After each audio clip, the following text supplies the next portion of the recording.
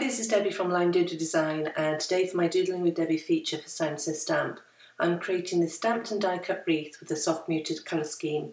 I'm going to be using the Friends of Life stamp and die set with its beautiful stamped lead flowers and gorgeous leaf sprigs.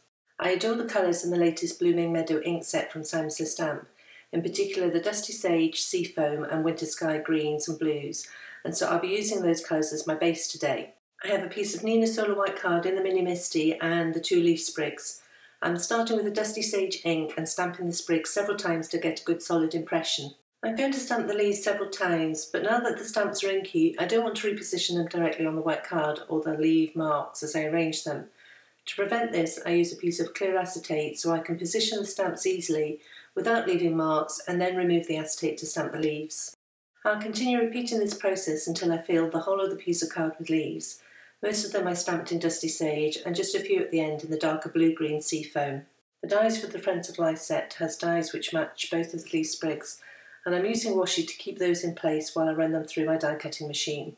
And I'll keep die cutting until all the leaf sprigs are cut out. Moving on to stamping the flowers for the wreath, and with gorgeous Winter Sky ink as my inspiration, I've pulled out a palette of blue inks.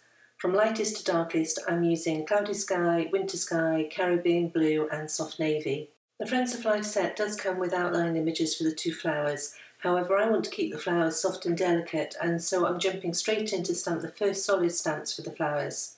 For this first layer I'm using the lightest blue Cloudy Sky and stamping it twice to get a good solid impression. I know I'm going to want to stamp more than 2 flowers for this wreath though, and so I'm stamping this layer again on a second piece of card.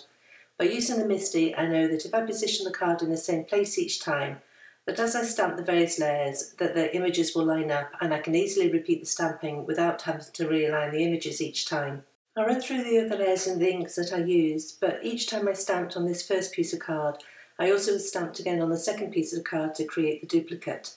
So for the second layer, which was the shadowing on the petals, I used Winter Sky, and then I followed this up with Caribbean Blue for the details and the centre circle. And then to finish the flower, there are a couple of images to add detail to the flower centre, and for those I used the Soft Navy ink. With the 2 sets of flowers now stamped, I'm keeping the matching dies in place with washi and then running them through my die cutting machine.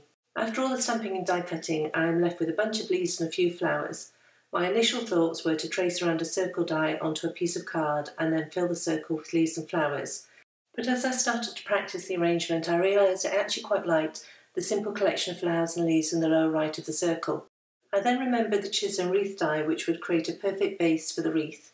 I cut the Chisholm wreath from white card and loved how the white wreath provided structure without competing for the focal point. The wreath needed a base, and I checked which sides of my favourite stitch rectangle die would fit nicely, and then cut that from fog card.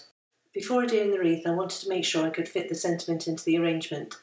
The Friends sentiment from the set has a lovely script font and also matching die. I stamped it a couple of times in Soft Navy ink and then ran it through my die cutting machine with the matching die. There are various coordinating sentiments that go with the Friends word, and I lined up one on the Misty along with a piece of slate card. I'm going to heat emboss this sentiment, and so I treated the card with EK Success powder tool to prevent embossing powder sticking where I didn't want it to. I then stamped the sentiment in clear embossing ink and sprinkled white embossing powder before heat setting. I trimmed the sentiment into a skinny banner, and now I have all the elements of the card ready. I used a couple of glue dots to adhere the Chisholm wreath to the fog panel. The glue dots will be hidden by the flowers and leaves, and as I add these with the foam adhesive, that will further adhere the wreath to the panel. I've added foam adhesive to the back of all the leaves and flowers and roughly arranged them in place.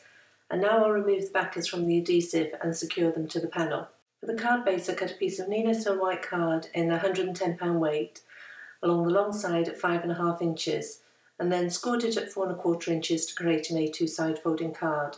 I reinforced the score line with a bone folder and then added foam adhesive to the fog panel and attached it to the card base. The vintage chic sequins from the recent Mother's Father's Florals release has unusual blue-grey sequins in the mix, which were the perfect match for this card, and I added a sprinkling of those with Ranger Multimedia Matte to keep them in place. I also added white gel pen dots to the flower centres for more interest. And then finally I used the little spray of dots image from the stamp set and stamped those in barely beige around the focal point. And that completes this card with layered stamped and die cut wreath in a soft muted colour scheme. On the Simon Says Stamp blog you'll find a coordinating blog post as well as details of the supplies I've used today. If you want to find me, I blog over at limedoodledesign.com. I want to thank you for joining me today, and I'll see you next time.